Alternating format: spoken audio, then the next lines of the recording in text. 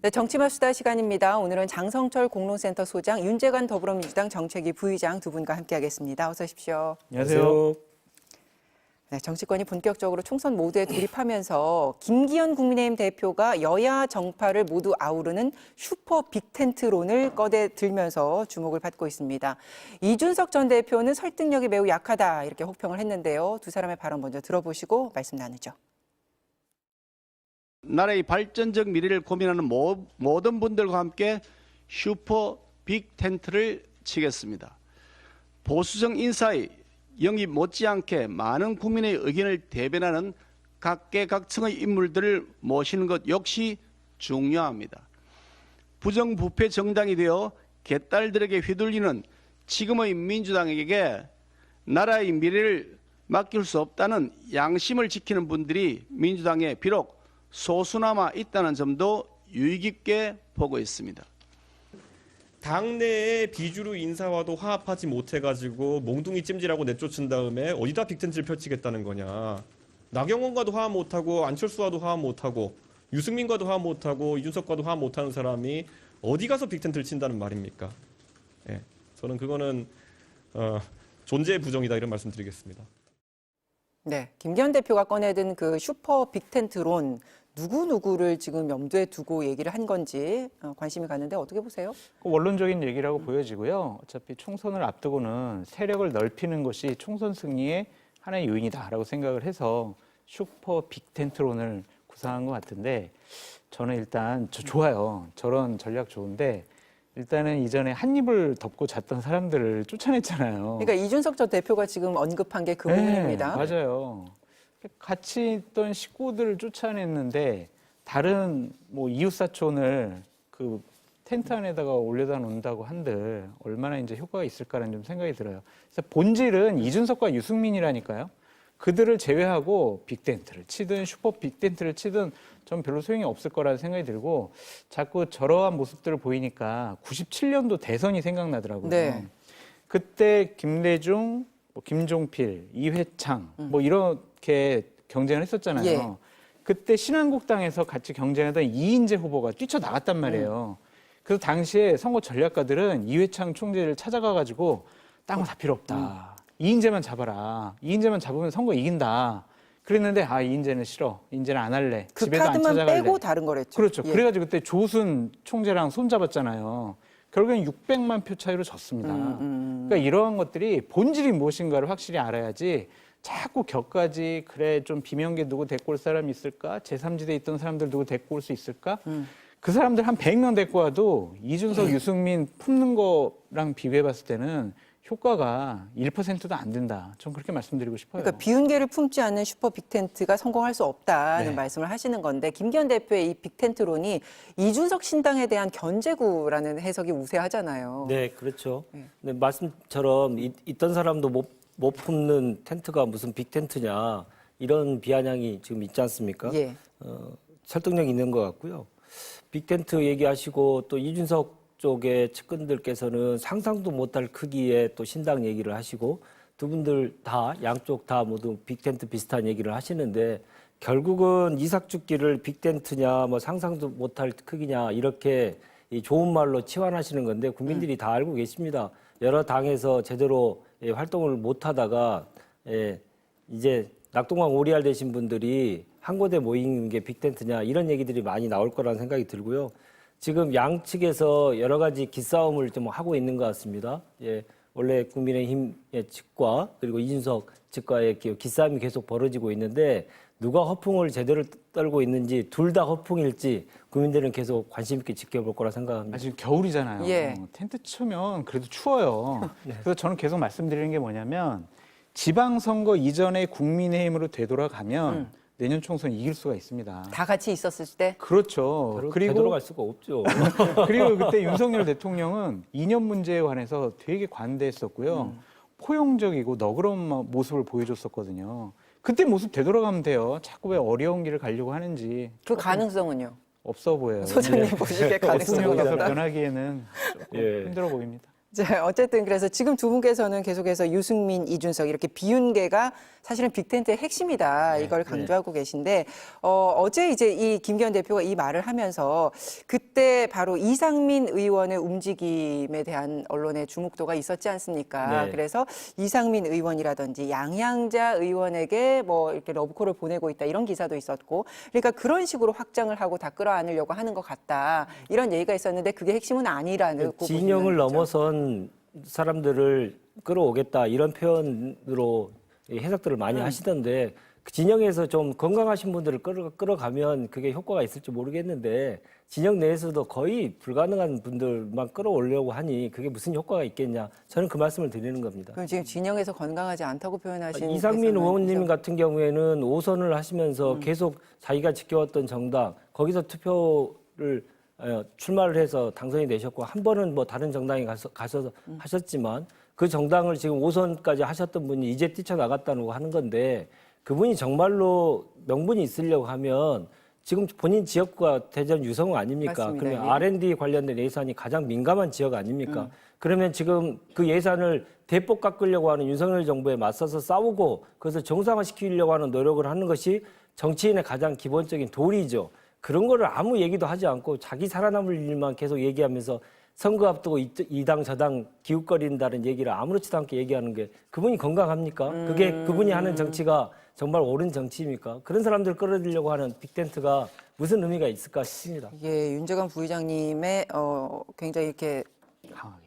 강한 비판을 하셨는데 어제 이제 이상민 의원이 여기 출연을 하셨어요. 그랬는데 이제 본인은 그런 겁니다. 윤 대통령에 대한 쓴소리도 끊임없이 했었고 당 내에도 쓴소리를 계속 하고 있는 건데 너무나도 오랜 시간 공격만 돌아왔다. 숨을 쉴 수가 없다. 나도 내 정치를 하고 내 역할을 인정받는 곳에 가고 싶다. 지금 그 메시지입니다. 본인이 한 공격은 생각 안 하시고요.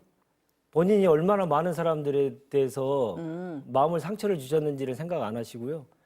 그동안 계속 하신 일이라고 하는 게 민주당 계속 뭐 다양성의 측면에서가 아니고 내부 총질을 계속해 하시면서 민주당 내에서 얼마나 더 힘들게 만드셨습니까? 본인 하신 일부터 생각하셔야지 본인 당한 일부터 먼저 생각하시는데 5선답지 못합니다. 알겠습니다. 그렇게 5선을 만들어주신 민주당에 대해서 그렇게 배신할 거면 빨리 나가시는 게 좋겠다. 저는 그렇게 생각합니다. 그래요. 이상민 의원 얘기를 좀 해보면 인요한 위원장이 그래서 오늘 대전을 찾아서 강연회를 하는데 민주당 이상민 의원에게 초청을 해서 오늘 강연자로 나서고요. 그리고 이 강연회가 끝나면 직접 만남이 예정돼 있습니다. 이 의원은 이제 연일 탈당을 시사하면서도 국민의힘 입당 가능성에 대해서는 언급은 하지만 정해진 건 없다. 이렇게 명확한 답을 하지 않고 있는 상황이고요. 그래서 이 김기현 대표의 슈퍼 빅텐트의 첫 주자가 이상민 의원이 될까 이런 관측들이 있는데 어떻게 보세요? 가능성 높은 것 같아요. 그러니까 이상민 의원님하고는 제가 다른 분들하고 한 2달에 한 번 저녁에 좀 만나서 네. 민주당 좀 비판도 하고 나라 걱정도 하고 윤석열 정권 비판도 하고 그렇게 좀 의견을 나눠왔거든요. 네. 근데 최근에는 이제 저는 직접 연락을 안 해봤는데 같이 만났던 분이 계속 연락도 하고 뭐 문자도 남기고 했는데 답을 안 주신다고 하더라고요. 그런 것을 보면 국민의힘으로 향하는 발걸음이 조금 빨라진 것이 아니냐 좀 그렇게 판단이 됩니다. 이상민 의원님은 그동안 민주당에서 전 옳은 소리 해왔다고 생각이 들거든요. 합리적이고 상식적인 그런 얘기를 했다라고 생각이 드는데 만약에 국민의힘에 입당을 하게 되면 과거에 본인이 했던 옳은 얘기, 네. 합리적인 얘기가 아마 좀 매도당할 수 있을 것 같아요. 결국에는 여당 찾아가려고 그런 소리를 한 거냐, 그런 식으로 하려고 이재명 당대표 비판했냐. 지난 과거가 부정될 것이다. 맞아요. 예. 그러니까 그런 것들이 저는 조금 걱정이 되고 정보는 없습니다만 양양자 의원 같은 경우에는 네. 국민의힘과 함께하지 않을까 좀 그런 생각이 듭니다. 여태까지 좀 흘러왔던 흐름이라든지 좀 여러 가지 돌아다니는 얘기를 종합을 해보면 양양자 의원도 긍정적이고 국민의힘도 양양자 의원에게 상당히 우호적인 제스처를 표하고 있다. 그래서 첫 번째, 두 번째 주자가 뭐 이 두 분이 될 것 같다는 생각이 듭니다. 자, 그래서 만약 그 이상민 의원이 국민의힘에 들어간다면 그 파급력이 어떻게 될 것인가? 정계 개편에 과연 신호탄이 될까? 아니면 뒤이어서 또 이동하는 의원들이 많이 나올까? 국민의힘으로서는 정말 큰 힘이 생기는 것인가? 어떻게 보십니까? 정계 개편 신호탄이 되려고 하면 그분이 가지고 있는 기본적인 경쟁력이 있어야 되죠. 어느 당을 선택을 하든 간에 본인의 힘으로 당선이 될 정도의 파급력이 좀 있는 분이어야 되는데 왜 오선 중진님의 힘이 예, 있으신 거 아닙니까? 이상민 의원은 지금은 국민들과 당원들로부터 민주당에서는 도저히 정치하기 어려운 분입니다. 여러 여론조사에서도 나와 있던 것이고요. 지금 경쟁하는 후보들, 신인 후보들에 비해서도 한참 뒤처져 있는 그런 여론조사도 나왔었죠. 그러니까 본인이 살기 위해서 지금 가는 것이지 그것을 단순히 한국 정치의 혁신, 뭐 오늘 인요한 위원장이랑 만나가지고 이 강연 내용이 그 주제가 한국 정치가 어떻게 변해야 되고 혁신을 어떻게 할 것이냐 뭐 이런 얘기일 것 같은데 네. 정말 너무 지나가는 소가 웃을 일이죠. 본인 살고 싶은 얘기를 하고 싶어서 그렇게 계속 지원하는 건데 네. 그렇게 가지고는 본인도 못 살 거고 당도 못 살 겁니다. 그래요. 그 슈퍼 빅텐트에 아까 말씀하신 것처럼 신당을 이미 창당한 양양자 한국의 희망 대표가 합류할 것이다 이런 뭐 가능성이 네. 거론이 되고 있고요. 네. 또 다른 신당을 준비하고 있는 금태섭 전 의원은 국민의힘과 연대 가능성이 없다. 오늘 이렇게 밝히긴 했습니다. 그러면 국민의힘은 슈퍼 빅텐트로 제3지대 존재감을 희석시키려는 어떤 의도가 있는 것인가? 그 부분은 어떻게 보세요? 그렇게 보여요. 어쨌든 이준석 신당으로 대표되는 제3신당을 견제하기 위해서 아니야, 우리가 여당이잖아. 우리 아래로 모여. 지금 이런 식의 얘기를 하고 계시는 것 같은데 양양자 이상민 의원을 제외하고는 가실 분들이 그렇게 있을까라는 좀 생각이 들고 왜냐면요. 가려면은요. 대통령에 대한 지지율이 높거나 부정평가가 낮아야 돼요.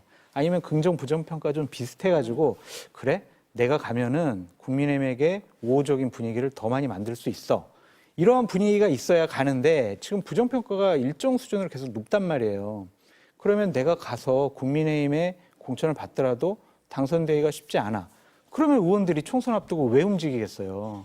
그래서 저는 뭐 정치를 안 해봤던 분들이면은 옮겨갈 수도 있지만은 현재 의원직을 갖고 계신 분들이 국민의힘으로 가기에는 좀 어려운 거 아니냐라는 좀 생각이 들고 금태섭 전 의원 같은 경우에는 이준석 대표와 지금 합을 계속 맞춰 나가는 것 같아요.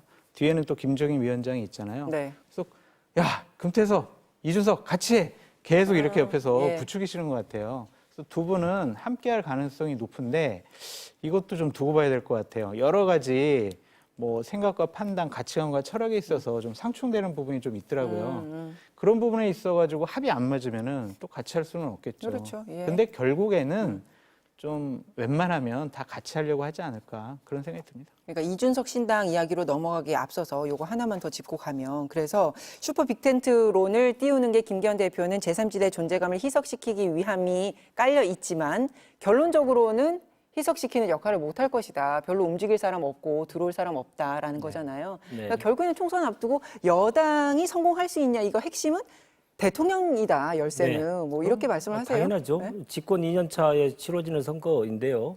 아직 그 임기의 중반도 지나지 않았지 않습니까?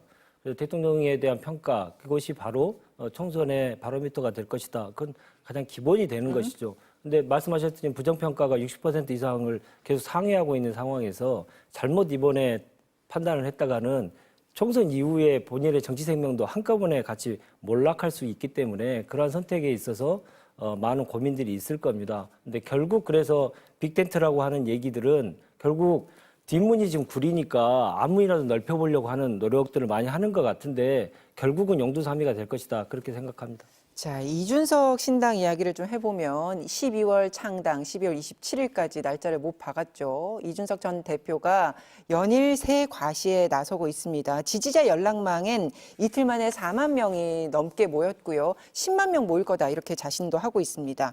당 내에서는 이게 여권 흔들기에 불가하다 이렇게 평가절하하는 분위기인데요.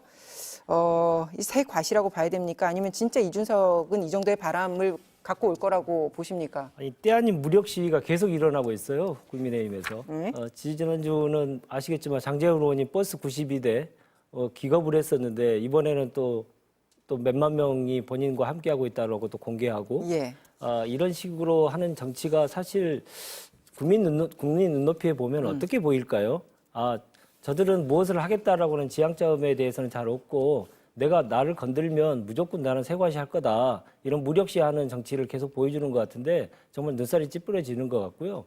지금 몇만 명이 된다라고 하는 건 창당의 가능성이 매우 높고 언제든지 버튼만 누르면 할 수 있다는 신호를 보내는 건데 결국 어제의 워딩들을 보면 꼭 신당을 창당한다는 얘기는 아니다. 이런 얘기로 하면서 한 발 또 뒤로 뺐어요. 이준석 대표가. 그래서 이 얘기는 지난주에도 제가 이 얘기 드렸습니다마는 자꾸 윤석열 대통령에게 신호를 보내고 나와 담판을 벌이자라고 하는 내용들을 계속 보내고 있는 상황이다. 저는 그렇게 해석하고 있습니다. 연락망 몇 명이다. 이게 국민의힘과 대통령에게 보내는 메시지다. 이렇게 해석하셨는데요. 근데 메시지는 맞죠. 근데 나 이렇게 힘이 있으니까 날 붙잡아줘 그런 메시지는 아니고요. 나 이렇게 힘이 있어. 나 신당 만들 거야. 그런 메시지로 보입니다. 그러면 그냥 하면 되지. 왜 그걸 메시지를 왜 보냅니까? 어떤 여지가 있으니까 메시지를 보내는 거 아닙니까? 아니죠. 그러니까 세를 모아가는 과정 중이죠. 저런 얘기를 안 하면은 계속 이런 얘기를 할 거예요. 에이, 시도당 5군데 1,000명씩 모아야 되는데 모을 수 있어? 이런 비판할 거 아니에요. 그 누구랑 함께 할 건데 어떤 의원들이랑 함께 할 거야? 계속 그래서 에이, 결국 신당 못 만들 거야. 이제 이런 식의 비판을 가해질 수가 있는데 그런 것을 불식시키기 위해서 저는 이렇게 움직이고 있어요. 이렇게 신당 만들어가는 로드맵으로 가고 있어요. 이런 걸 보여주는 거고 윤재관 부회장님께서 상당히 좀 비판을 하셨는데 네. 제가 보기에는 당 만들 것 같아요. 혼자라도 만들 것 같습니다. 그것이 반윤 정당은 아닌 것 같고요. 87년 이후에 영남과 호남이라는 거대한 지역주의 정당 때문에 한국 정치가 망가졌다. 그걸 좀 바꿔보자. 좀 새로운 21세기에 맞는 새로운 정당, 지역주의를 넘어선, 이념을 넘어선 그런 정당을 좀 만들어보자. 그것은 결국에는 상식과 합리에 기반한 그런 정당을 한번 만들어보자. 거기에 동참하는 분들과 함께 하고 싶다. 그러한 한 젊은 정치인의 외침이거든요. 근데 그것을 자꾸 정치권에서 비아냥거리고 조롱하고 못 만들 거라고 무시하고 그랬다가는 시대적인 흐름을 잘못 읽는 것이 아닌가라는 좀 생각이 들어요. 문재인 정권 해봤는데 와 자기네들끼리 고집과 신념으로 나라 운영하려고 했고 그게 정말 지긋지긋해서 윤석열 정권으로 정권 교체했는데 이 사람들도 똑같아. 그러면은 약 지역주의 정당이 아니라 새로운 정당이 세력이 나타나서 이 거대 양당의 이 한국 정치를 망치는 그러한 정치 행태를 좀 중간에서 조율도 하고 교정도 하는 그런 세력이 필요해라는 국민적인 생각이 있기 때문에 무당층이 항상 높지 않겠습니까? 그런 시대적인 흐름을 잘 타면 이준석 신당은 성공할 거고요. 네. 중간에 뭐 혹시 다른 실수가 나오고 함께하는 분들이 적어지면 실패하겠죠. 그래서 되게 재미있는 내년 4월까지 재미있는 평론을 할 수 있을 것 같다는 생각도 듭니다. 그러니까 이준석 전 대표가 진정성에 대해서는 여러 차례 언론들에 나가서 이야기를 하고 있는데 어쨌든 나오고 있는 이 메시지의 톤이 약간 왔다 갔다 하는 갔다 듯한 합니다. 느낌이 있으니 네. 그걸 두고 이제 호사가들은 당에 남고 싶은 마음이 있기 때문에 당에게 계속 메시지를 보내는 것이다. 이렇게들 해석을 하는 것 너무 같아요. 길게 끌고 있죠. 예. 당을 만들기 위한 노력들은 뭐 상당 부분 시간이 걸릴 수밖에 없긴 합니다만은 당을 나갈 거냐 말 거냐를 결정하는 데 있어서 한 2달 이상을 본인이 설정해놓고 그때까지 나의 워딩을 계속 좀 들어달라라는 시그널을 계속 보내고 있는데 그게 무조건 창당을 하겠다라고 하는 사람의 모습은 아니다. 저는 그렇게 보이는 거고요. 아까 지역주의 정당 얘기하셨는데 저는 그거에 대해서는 동의하기 어렵습니다. 민주당이 지역주의 정당에서 벗어난 지는 이미 19대 국회 때부터 20대 국회, 21대 국회 모두 영남 지역에서 다수의 당선자를 배출했던 정당이고요. 다만 반면에 이제 국민의힘은 호남 지역에서 당선자를 전혀 배출하지 못했죠.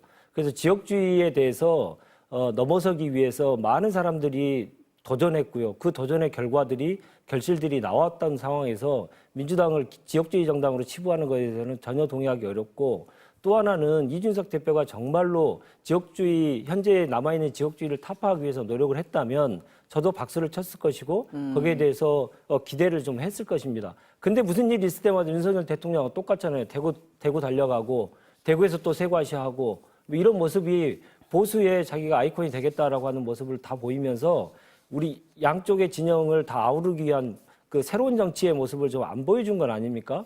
당연히 저는 그런 모습들에 좀 많이 실망을 했고요. 지역주의 정당을 정말 하지 않겠다고 한다면 지금 대구 출마 얘기부터 본인들의 입장을 분명하게 정리해야 될 것입니다. 호남을 기반으로 한 민주당은 지역주의 정당의 하나의 형태라고 볼 수밖에 없고 이준석 대표가 대구만 간 것이 아니라 광주도 가서 많은 시민들 그리고 그분들과 함께 토크 콘서트도 하고 여러 가지 진정성 있는 모습을 보여줬다라고 말씀드릴 수밖에 없고요. 한번 어떻게 만들어가나 한번 지켜보시죠. 지금 왜 당신은 왜 이 정당을 만드는 것에 대한 명분과 가치관과 철학을 제대로 안 보여줘? 왜 윤석열 정권 비판 안 해? 왜 한동훈 비판 안 해? 이런 식으로 그냥 트집만 잡는다면 한도 끝도 없거든요. 그래서 12월 27일 날 네. 창당을 하는데 예. 거기서도 제대로 된 명분과 가치관, 철학 그리고 정당의 존재 의미를 국민들 앞에 내세우지 못하면 총선 때 그 당은 선택 못 받을 거예요. 그렇죠. 그러니까 이제 어쨌든 그 진정성이 정말 네. 국민에게 감동을 주게 되면 국민들이 선택을 할 것이다. 그거 너무 당연한 얘기인데 네. 그러면 12월 말에 네. 공천 작업도 본격화되는 거잖아요. 12월 말 이제 그렇죠. 1월 초 이제 같아요. 딱 그때잖아요. 그렇죠. 네. 그러면 그때 신당 창당을 하면서 비윤계 당내 비윤계들이 공천의 어떤 그 분위기를 읽어서 이준석 신당에 합류를 하게 될 가능성은 어떻게 보세요? 몇 분은 같이 할 수 있을 것 같아요. 공천 그 관리위원회가 활동하기 이전에 몇 분은 참여를 할 것 같고 그리고 중간에 아 이거 분위기 보니까 나 공천 못 받을 것 같은데 하면서 뛰쳐나오는 분도 있을 거고 네. 세 번째는 공천을 정말 완전히 못 받아가지고 뛰쳐나오는 분이 있을 겁니다. 그렇게 저는 3단계로 예상을 하는데 만약 민주당의 비명계 의원들과 좀 힘을 합치게 된다면 출발 시점부터 의미 있는 의석, 예를 들면 20석, 원내 교섭단체, 그래서 국고 보조금도 받을 수 있는 그러한 세력으로 좀 커 나갈 수 있지 않을까 그렇게도 좀 전망해 봅니다. 그럼 국민의힘 안에서 비윤계라고 꼽히는 그 분들의 이탈이 많지는 않다면 네. 결국에는 이준석 신당은 어떤 새로 가야 되냐? 그럼 어떤 인물들이어야 되냐? 아까도 말씀하신 것처럼 이제 비윤계 일부 아니 비명계 민주당의 비명계 일부도 같이 가고 그리고 지금 제3지대에서 어떤 활동을 언급하고 있는 이 사람들 네. 다 그냥 손잡고 가는 거? 네. 그러니까 앵커님 이렇게 우리가 눈사람을 만들 때 흰 눈만 가지고 눈사람 못 만들잖아요. 거기에 눈덩이를 막 굴리다 보면 조그만 흙도 묻고 나뭇가지도 묻고 돌멩이도 묻고 그래서 이제 튼튼한 눈사람이 만들어지는 거라고 보여지거든요. 그래서 순수하게 뭐 보수파에만 있던 분들만 합류하게 될 것 같지는 않고요. 주위에서 이준석 대표랑 정당을 만들려고 하는 분들이 비명계 의원들도 좀 만나보고 또 비윤계 의원들도 만나보고 이렇게 해서 좀 새를 불리려고 물밑에서 많은 노력들이 있는 것 같습니다.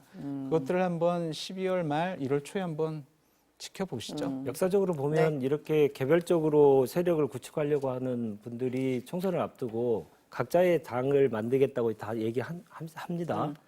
실제로도 만들고요. 그리고 뭐 2월 말 3월 초에 대규모 이제 짝짓기가 이루어져가지고 구분이 딱 되게 만드는 그런 형태가 대부분이었죠. 이번에도 아마 저는 그렇게 가지 않을까 싶습니다. 근데 변수는 이제 선거법 개정이 어떻게 되느냐, 비례대표의 배분을 어떻게 하느냐에 따라서 많은 차이가 있을 수 있겠습니다만은 결국 지금에 흐트러져 있는 여러 가지 이 각계약진의 이 네. 방식들이 2월 달에는 정리가 될 것이다. 그렇게 예상합니다. 알겠습니다. 자, 민주당 상황으로 주제를 옮겨가겠습니다. 청년 비하에 이어서 이번에 여성 비하 논란에 휩싸였는데요. 최강욱 전 의원이 민영배 의원의 북콘서트에 가서 설치는 암컷이라는 표현을 사용해서 정부를 비난했습니다. 민주당 내에서조차도 부적절하다 지적이 일고 있고요. 그래서 오늘 엄중 경고를 했습니다. 민주당에서는 국민에게 실망을 주는 매우 잘못된 발언이다. 최 전 의원에게 엄중 경고한다. 이렇게 공지를 냈던데 이거 어떻게 보십니까?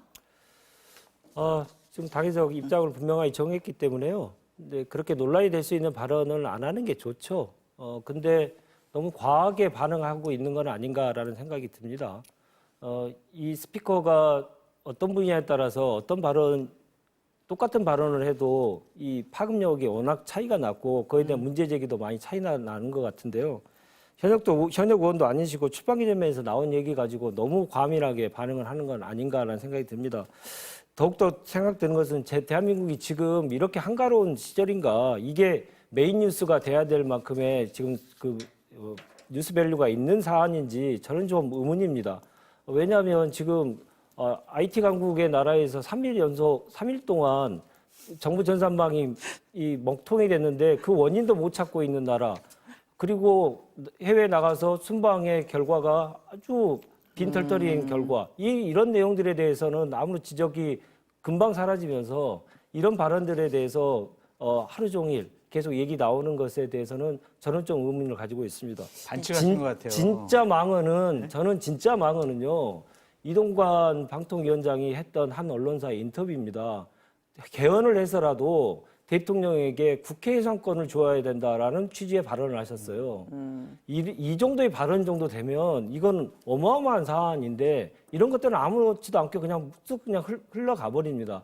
그리고 지금 이런 발언들은 부적절하고 없으면 좋겠다는 발언입니다만은 이런 발언들에 대해서는 계속 침소봉대하고 이것이 정말 온당한 것인지 저는 의문을 가지고 있습니다. 예, 저 최강욱 전 의원의 이 발언이 뉴스 밸류가 없을까요? 어떻게 보십니까? 있죠. 당연히 최강욱 의원이야말로 뭐 전 의원이긴 하지만은 민주당에서 중요한 역할을 하셨었고 지난 정권에서도 중요한 역할을 하셨잖아요. 일단 진보 진영에서 민주당에서 일정한 지분과 인정을 받는 분이다라고 볼 수밖에 없어요. 그러니까 이게 특정인을 연상하게 만들잖아요. 그러니까 비판을 받는 거고 이거는 화풀이성 발언이라고 볼 수밖에 없고 뭐 비속어만 안 들어가 있지 결국에는 욕설이 아니냐라는 좀 생각이 듭니다. 좀 점잖게 비판하시면 얼마나 좋았을까라는 좀 생각이 들고 윤재관 부회장님이 좀 반칙하셨어요. 제가 아까 국민의힘 얘기할 때 비판하실래 이재명 당대표 얘기 안 꺼냈는데 지금 민주당 비판하는데 이제 매주 그러시지 않습니까?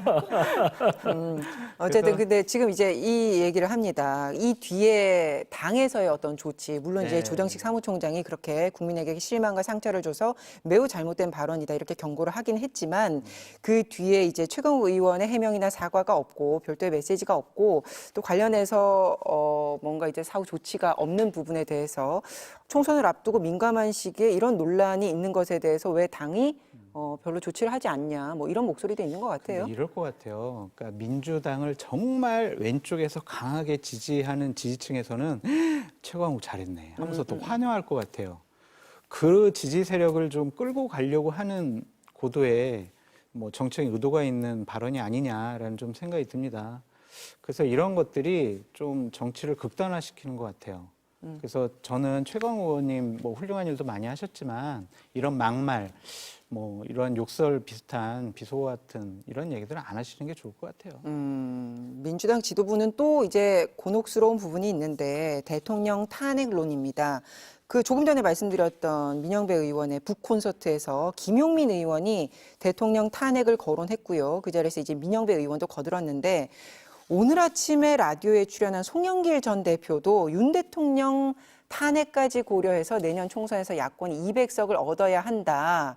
이렇게 탄핵론에 가세를 했습니다. 지도부는 물론 탄핵에 대해서 대통령 탄핵에 대해서 논의한 바조차 없다고 선을 분명하게 긋고 있습니다. 하지만 이 부분도 굉장히 뜨거운데요. 탄핵과 관련된 얘기에 대해서는 그동안 많이 얘기가 있었고 국민들의 요구도 많이 있죠. 뭐 탄핵 관련된 집회들이 좀 계속 있지 않습니까? 그러한 요구를 하는 국민들이 분명히 존재한다는 사실을 우리가 인정을 해야 된다고 생각합니다. 그러면 그런 얘기들이 계속 나왔을 때 국정 운영에 쇄신을 하거나 국정 운영 기조를 바꾸거나 그러한 노력들이 조금이라도 보였다면 이러한 것들이 계속 새가 불려지고 국민의 동의를 계속 얻기는 어려웠을 것입니다. 근데 그러나 지금의 상황을 보면 나라를 극단으로 치닫게 하고 나라를 그냥 나락으로 계속 떨어뜨리는 행위를 계속 집권 세력들이 지금 하고 있고 대통령이 앞장서서 하고 있지 않습니까? 그래서 결국 이 탄핵에 대해서 옳다 그러냐 지금 제기하는 게 맞냐 그러냐 이런 얘기 하기 전에요. 좀 국정 운영을 좀 잘 하셨으면 좋겠어요. 그러면서 그런 문제들을 같이 얘기해야 될지 탄핵 얘기만 나오면 먼저 상대를 공격하는 것부터 하는데 본인이 잘하면 탄핵 얘기가 나왔겠습니까? 특히나 민주공화국에서 3권이 분리되어 있는 민주공화국에서 입법권을 완전히 무시하고 모든 것을 다 거부권을 행사하겠다고 겁박하는 그리고 민생을 발목 잡기를 하는 집권 세력에 대해서 어떻게 해야 됩니까, 야당이?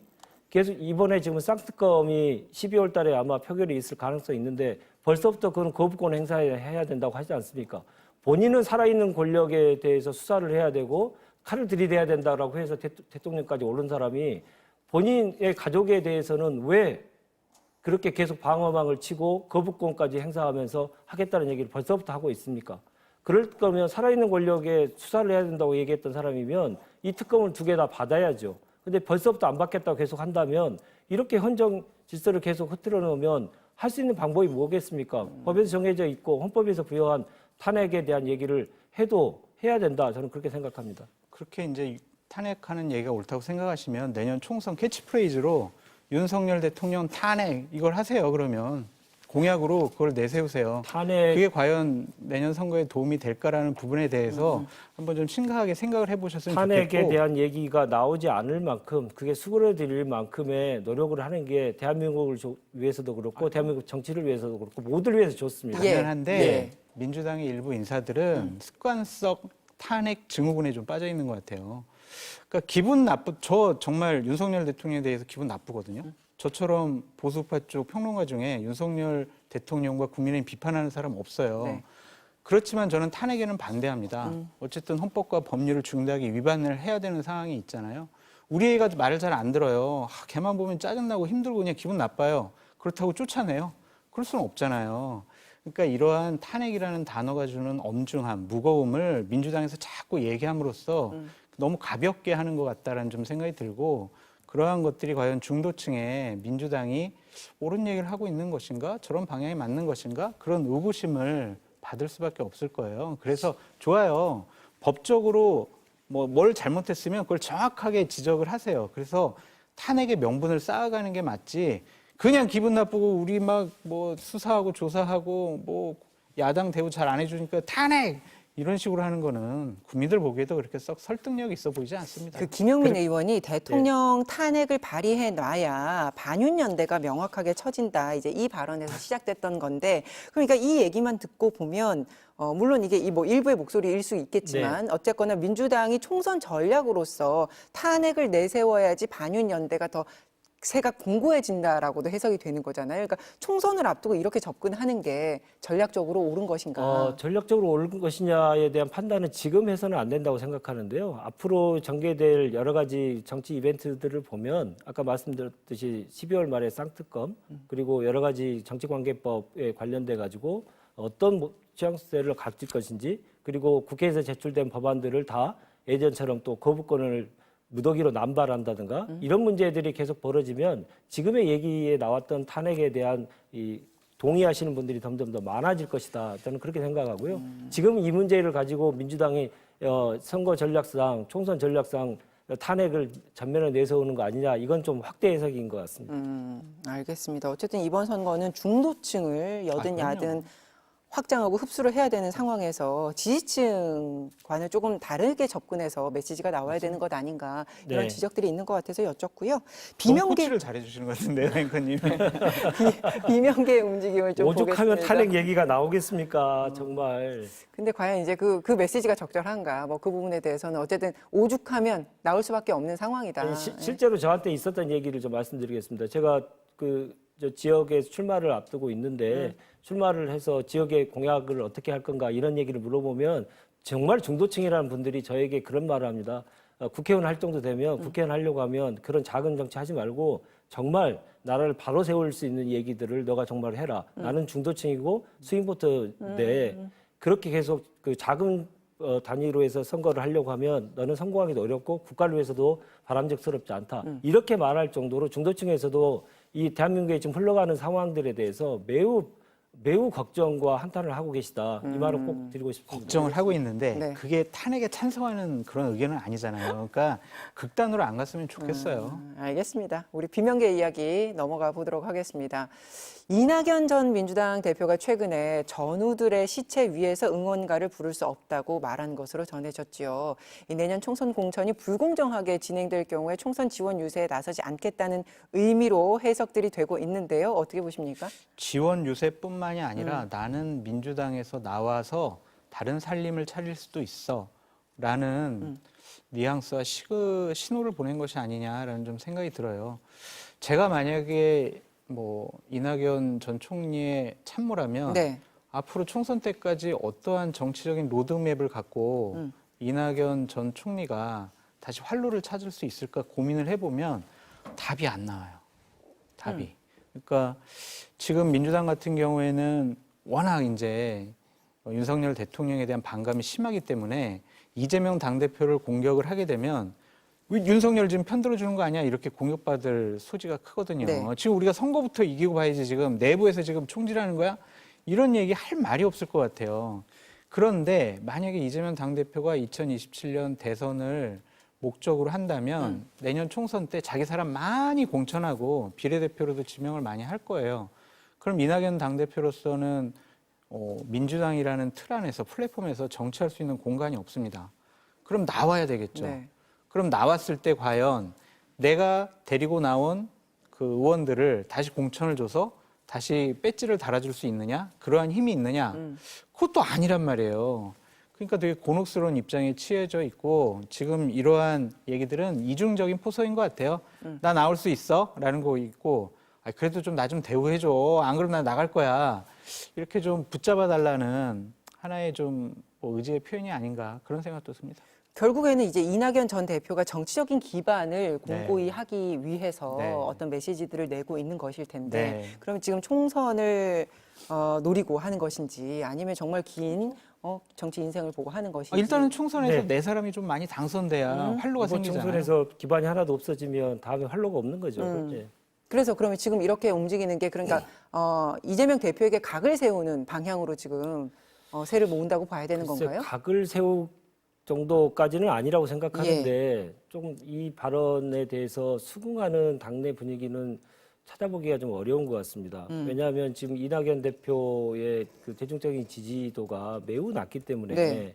이분에게 내가 총선에 출마했을 때 지원 유세를 좀 해주십시오라고 얘기를 할 이유가 별로 없어 보이는 그런 상황이 현실인 것 같아요. 안타깝지만. 그리고 후보들이 지원 요청을 그래서 안 할 것이고 그런데 총선의 역할을 어떤 역할을 당에서 줄까? 이렇게 지지도가 낮고 국민들로부터 많은 신뢰를 받지 못하고 있는 분인데 그래서 사면 초과인 것은 사실이고 네. 말씀하셨듯이 탈당의 가능성도 거의 없어 보입니다. 나가실 수 있는 의원님이라고 하는 게 몇 예. 분이 되겠습니까? 자력갱생 자체가 불가능한 상황이기 때문에 좀 이렇게 하지도 못하고 저렇게 하지도 못할 건데 이럴 때일수록 원칙을 좀 지키셨으면 좋겠어요. 본인이 오랜 기간 동안 민주당에서 정치를 하셨고 민주당을 지켜오셨던 분이기 때문에 네. 지금 지금의 무도한 정보를 반드시 심판하기 위해서 혀로 힘을 합칠 때 이낙연 대표께서도 그 대열에 함께 해주시면 훨씬 더 본인으로서는 다음에 활로가 더 있을 것이다. 그래야만 또 민주당도 살고 이낙연도 살고 당 전체가 살 것이다. 저는 그렇게 생각합니다. 그런 마음이 들게 하려면 이재명 당대표가 조금 좀 대우도 해주시고 좀 도와주세요. 공간을 좀 마련해 네. 줘야 되는 건데. 그래야 되는데 좀 나한테 제발 좀 도와달라고 얘기를 해라고 하더라도 도와주든지 말든지 뭐 신경 안 써요.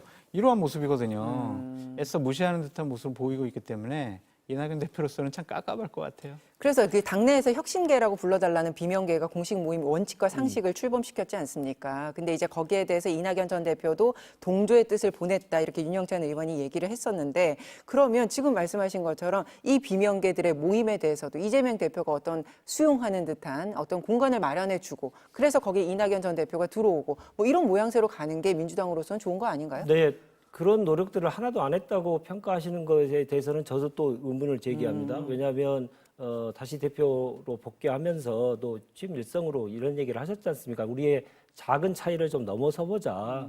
그런 노력을 하자는 노력을 하고 그리고 그때 당시에 있었던 뭐 한 달 전입니다만은 당시에 있었던 여러 가지 뭐 징계 문제라든가 이런 문제들에 대해서 우리의 작은 차이를 넘어서자 이렇게 표현하면서 그런 문제들이 좀 사그러들었지 않습니까?